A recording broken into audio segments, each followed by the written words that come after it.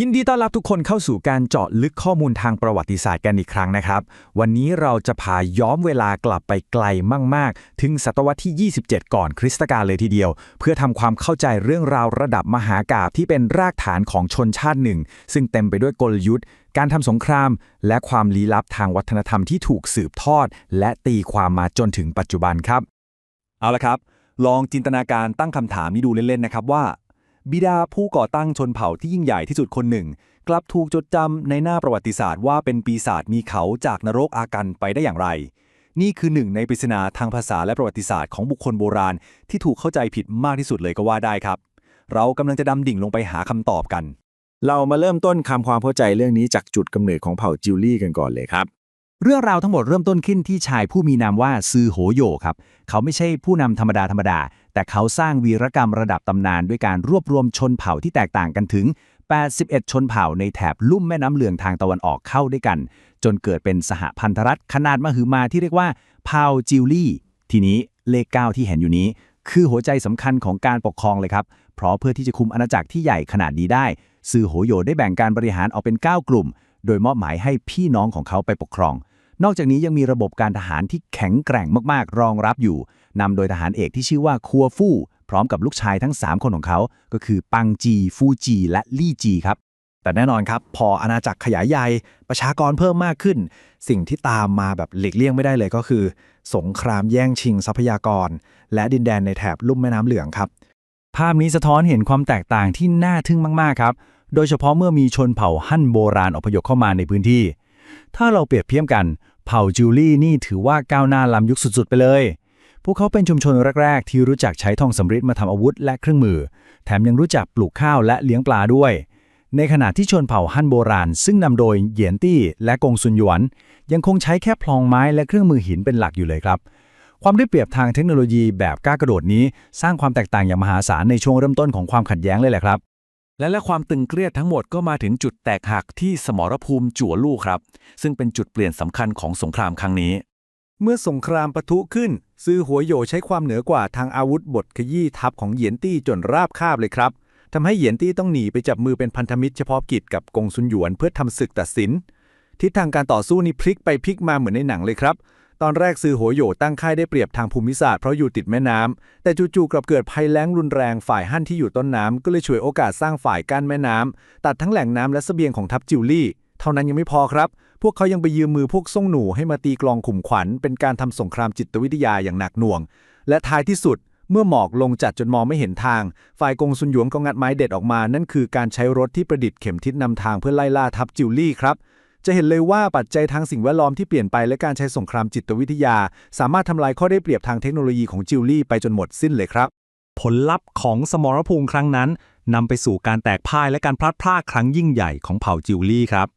ท่ามกลางการถูกปิดล้อมซือโหโยจำต้องสั่งถอยทัพลงใต้แต่ในดงหมอกที่หนาทึบนั่นเองเขาถูกไล่ตามทันและถูกหอกแทงจนเสียชีวิตครับ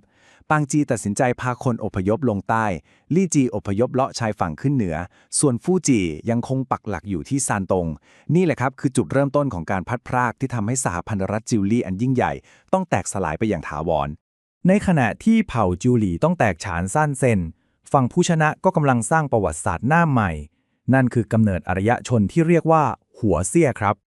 สิ่งที่เกิดขึ้นทันทีหลังจากที่กงซุนหยวนได้ชัยชนะคือการรวบอำนาจอย่างเบ็ดเสร็จและรวดเร็วครับเขาหันกลับมาทำสงครามกับอดีตพันธมิตรอย่างเผ่าของเหยียนตี้และสามารถรวบรวมชนเผ่าทั้งหมดในลุ่มแม่น้ำเหลืองให้เป็นหนึ่งเดียวได้สำเร็จครับจากนั้นเขาก็สถาปนาตัวเองขึ้นเป็นหวงตี้หรือกษัตริย์แห่งลุ่มน้ำเหลืองกงซุนหยวนฉลาดมากในการสร้างความเป็นปึกแผ่นครับเขานำเอาสัตว์ที่เป็นสัญลักษณ์ประจำเผ่าต่างๆที่พ่ายแพ้มาผสมรวมกันจนกลายเป็นสัญลักษณ์มังกรที่เรารู้จักกันดีในปัจจุบันและได้ขนานนามชนชาติใหม่ภายใต้การปกครองของตนว่าหัวเซี่ยซึ่งแปลว่าอารยชนหรือกลุ่มคนที่เจริญแล้วนั่นเองครับทีนี้เรื่องราวจากสมรภูมิโบราณก็นำเรามาสู่ปริศนาทางความเชื่อที่น่าทึ่งมากๆครับสรุปแล้วซือโหโยคือบรรพบุรุษหรือยมบาลกันแน่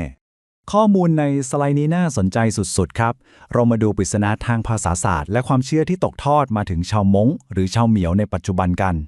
สิ่งที่น่าประหลาดใจคือการแบ่งขั้วความหมายของรากศัพท์ครับคำศัพท์ที่มีที่มาจากชื่อของซือโยนนั้น ถ้าออกเสียงว่าตีซีเยอร์ในภาษามงจะหมายถึงพ่อของปู่หรือบรรพบุรุษที่เคารพรักแต่ในบางกลุ่มความเชื่อถ้าคำนี้ถูกอ่านตามหลักภาษาว่าซื่อหยงมันกลับแปลว่ายมบาลหรือเจ้าแห่งนรกไปซะอย่างนั้นทำไมบุคคลคนเดียวกันถึงเป็นได้ทั้งบรรพบุรุษที่ยิ่งใหญ่และปีศาจร้ายล่ะครับคำตอบของปริศนานี้ซ่อนอยู่ในประโยคจากพงศาวดารครับที่บันทึกไว้ว่าซื่อโหย่อมีเขาวัวอยู่บนหัวหนึ่งคู่ใส่เสื้อทำจากหนังวัวนี่คือภาพลักษณ์ที่เผ่าฮั่นซึ่งเป็นฝั่งผู้ชนะได้บันทึกเอาไว้เพื่อให้ศัตรูของพวกเขาดูมีความเป็นสัตว์ป่าและดุร้ายครับและภาพจำนี้นี่เองที่สร้างผลกระทบตามมาอย่างมหาศาลเพราะในเวลาต่อมาเมื่อมีมิชชันนารีชาวต่างชาติเข้ามาเผยแพร่ศาสนาพวกเขาได้นำเอารูปลักษณ์ของยมบาลที่มีเขานี้ไปเชื่อมโยงและเปรียบเปรยเข้ากับซาตานเพื่ออธิบายหลักคำสอนให้คนเห็นภาพชัดเจนขึ้นชื่อของซื่อโหโยก็เลยถูกผูกติดกับความหมายเชิงลบและความชั่วร้ายมาตั้งแต่นั้นเป็นต้นมาครับแต่ถึงอย่างนั้นนะครับนี่คือสิ่งที่พิสูจน์ถึงความผูกพันที่ตัดกันไม่ขาดจริงๆแม้ว่าจะถูกเชื่อมโยงกับปีศาจมานานหลายศตวรรษแต่รูปปั้นและสุสานของซื่อโหโยก็ยังคงถูกสร้างและทำรงไว้ในฐานะอนุสรณ์สถานทางวัฒนธรรมที่สำคัญเป็นศูนย์รวมจิตใจของชาวเหมี่ยวในประเทศจีนจนถึงทุกวันนี้ครับไม่ว่าประวัติศาสตร์ของฝั่งผู้ชนะจะพยายามเขียนถึงเขาไว้อย่างไรเขาก็ยังคงเป็นสัญลักษณ์แห่งความภาคภูมิใจและเป็นบรรพบุรุษผู้ยิ่งใหญ่ของลูกหลานอยู่เสมอครับ